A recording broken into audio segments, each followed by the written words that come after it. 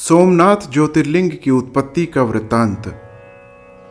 ऋषि बोले, हे सूत जी, अब आप ज्योतिर्लिंगों के महात्म्य तथा उनकी उत्पत्ति का वर्णन कीजिए। जैसा आपने सुना है वह सब बताइए। सूत जी बोले, हे ब्राह्मणों, मैं उनके महात्म्य एवं उनकी उत्पत्ति के विषय में जैसा कि मैंने अपने सद्गुरु से सुना है, संक्षेप में अपनी बुद्धि के अनुसार कहता हूँ। आप लोग श्रवण करें। हे मुनिश्रेष्ठों, सैकड़ों वर्षों में भी इनके महात्म्य का वर्णन नहीं किया जा सकता है, फिर भी मैं आप लोगों को बता रहा हूँ। उनमें सोमनाथ प्रथम कहे गए हैं। हे मुने, सबसे पहले उन्हीं का महात्म्य सावधानी से सुनिए। हे मुनीश्वरों, महात्मा दक्ष ने अपनी अश्विनी आदि 27 कन्याओं का विवाह चंद्रमा से कर दिया। वे चंद्रमा को अपने पति के रूप में प्राप्त कर अत्यधिक सुशोभित हुई और चंद्रमा भी उन्हें प्राप्त कर निरंतर शोभित होते थे। जैसे कि सुवर्ण से मणि सुशोभित होती है और मणि से सुवर्ण सुशोभित होता है। उसके अनंतर कालक्रम में उनके साथ जो कुछ हुआ उसको सुनिए। चंद्रमा की सभी पत्नियों में जो रोहिणी नाम वाली कही गई है, वह उन्हें जितना अधिक प्रिय थी उतना अधिक कोई भी नहीं थी। तब अन्य कन्याएं दुखी होकर अपने पिता की शरण में गई। वहीं जाकर उन सब ने जो दुख था उसे निवेदन किया। हे ब्राह्मणों, यह सुनकर वे दक्ष बहुत दुखी हुए। उसके बाद चंद्रमा के पास आकर उन्होंने शांतिपूर्वक यह वचन कहा।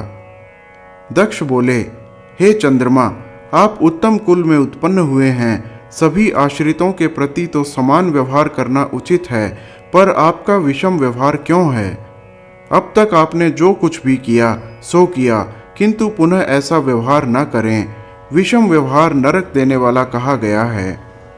सूत जी बोले, दक्ष अपने दामाद चंद्रमा से इस प्रकार प्रार्थना कर निश्चिंत हो अपने घर चले गए।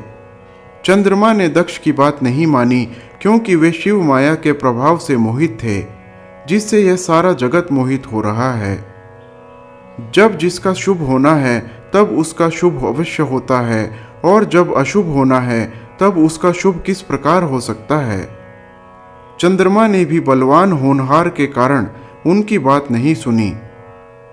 वे रोहिणी में आसक्त रहते थे तथा अन्य किसी पत्नी का मान नहीं करते थे।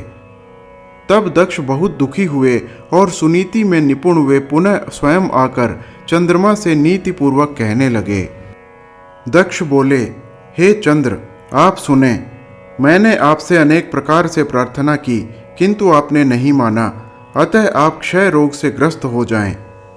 सूत जी बोले, उनके इस प्रकार कहने पर चंद्रमा उसी क्षण क्षय रोगी हो गए। तब उनके क्षीण होते ही महान हाहाकार मच गया। हे मुने, उस समय सब देवता एवं ऋषि, हाय अब क्या करना चाहिए, चंद्रमा का कल्याण किस प्रकार होगा, ऐसा कहते हुए दुखित तथा व्याकुल हो गए। चंद्रमा ने इंद्र आदि सभी देवताओं तथा वशिष्ठ आदि ऋषियों से यह सब बताया। तब सभी लोग ब्रह्मा जी की शरण में गए।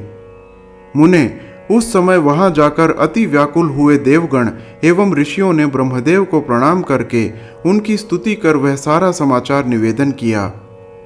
ब्रह्मा भी उनकी बात सुनकर अत्यंत आश्चर्यचकित हो शिव माया की प्रशंसा कर उन्हें सुनाते हुए कहने लगे।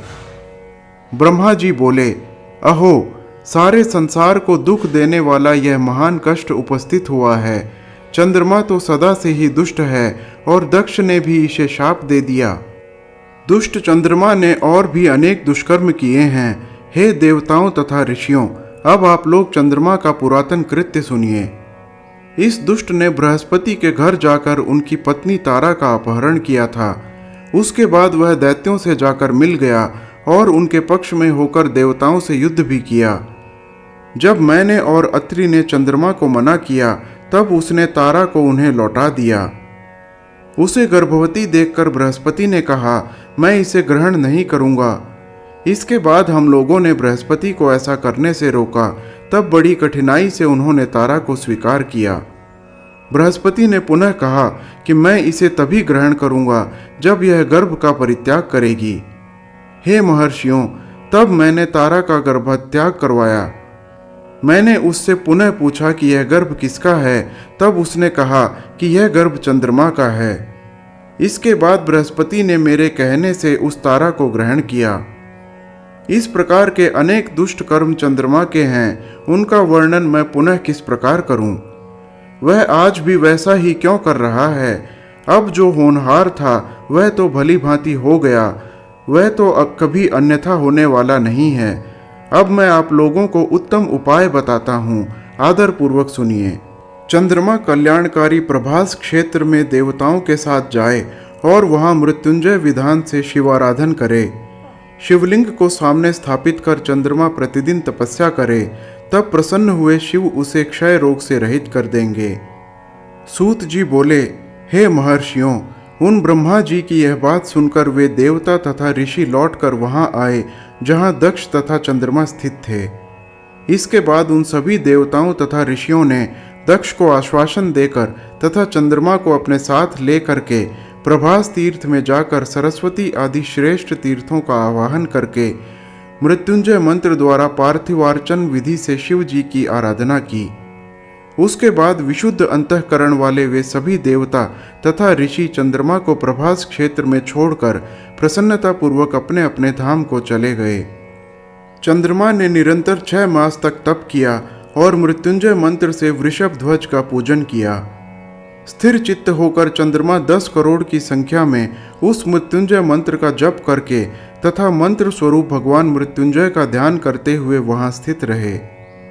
तब उन्हें देखकर भक्त वत्सल भगवान शिव प्रसन्न हो गए और प्रकट होकर अपने भक्त चंद्रमा से कहने लगे। शंकर बोले, हे चंद्र, तुम्हारा कल्याण हो, तुम्हारे मन में जो अभिलषित हो वह वर मांगो, मैं तुम पर प्रसन्न हूं, मैं तुम्हें संपूर्ण उत्तम वर प्रदान करूंगा।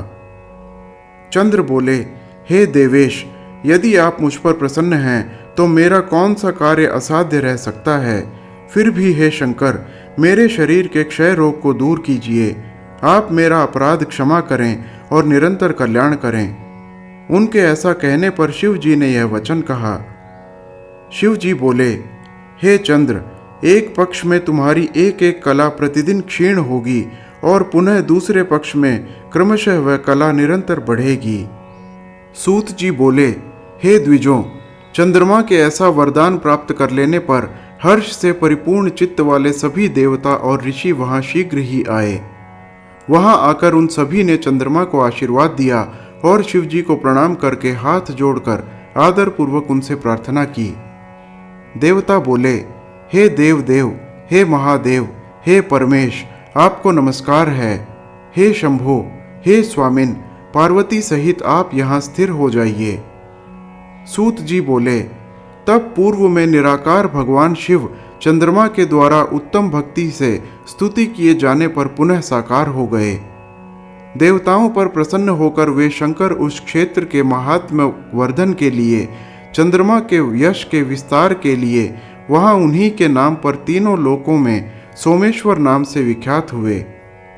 हे द्विजों, वे पूजन करने से क्षय, कुष्ठ आदि रोगों का विनाश करते हैं। ये चंद्रमा धन्य हैं, ये कृतकृत्य हैं, जिनके नाम से स्वयं जगन्नाथ शंकर जी धरातल को पवित्र करते हुए यहाँ स्थित हुए। वहीं पर देवताओं ने चंद्रमा के नाम से चंद्रकुंड की स्थापना की, जहाँ शिव तथा ब्रह्मा का सम्मिश्रित निवास माना जाता है। पृथ्वी पर प्रसिद्ध वह चंद्रकुंड समस्त पापों का नाश करने वाला है। जो मनुष्य वहां स्नान करता है वह सभी पापों से मुक्त हो जाता है। उस कुंड में 6 मास तक निरंतर स्नान करने से क्षय आदि जो भी असाध्य रोग हैं वे सभी नष्ट हो जाते हैं। प्रभास तीर्थ की परिक्रमा करके शुद्ध आत्मा मनुष्य पृथ्वी की परिक्रमा करने से होने वाला फल प्राप्त करता है और मरने पर स्वर्ग में प्रतिष्ठा प्राप्त करता है।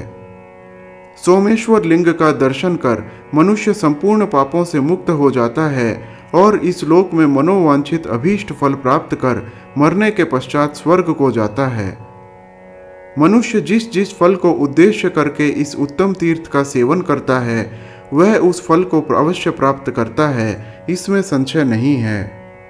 सोमेश्वर के उस प्रकार के फल को देखकर वे देवता एवं ऋषिगण प्रीति पूर्वक शिव जी को नमस्कार कर क्षय रोग रहित चंद्रमा को लेकर उस तीर्थ की परिक्रमा करके उसकी प्रशंसा करते हुए अपने अपने धाम को चले गए और चंद्रमा भी अपना पुरातन कार्य करने लगे। हे मुनीश्वरों, इस प्रकार मैंने सोमेश्वर की उत्पत्ति का वर्णन कर दिया। सोमेश्वर लिंग इसी प्रकार प्रकट हुआ था। जो मनुष्य सोमेश्वर लिंग की उत्पत्ति को सुनता है अथवा दूसरों को सुनाता है, उसकी सारी कामनाएं पूर्ण हो जाती हैं और वह सभी प्रकार के पापों से मुक्त हो जाता है। हर हर महादेव।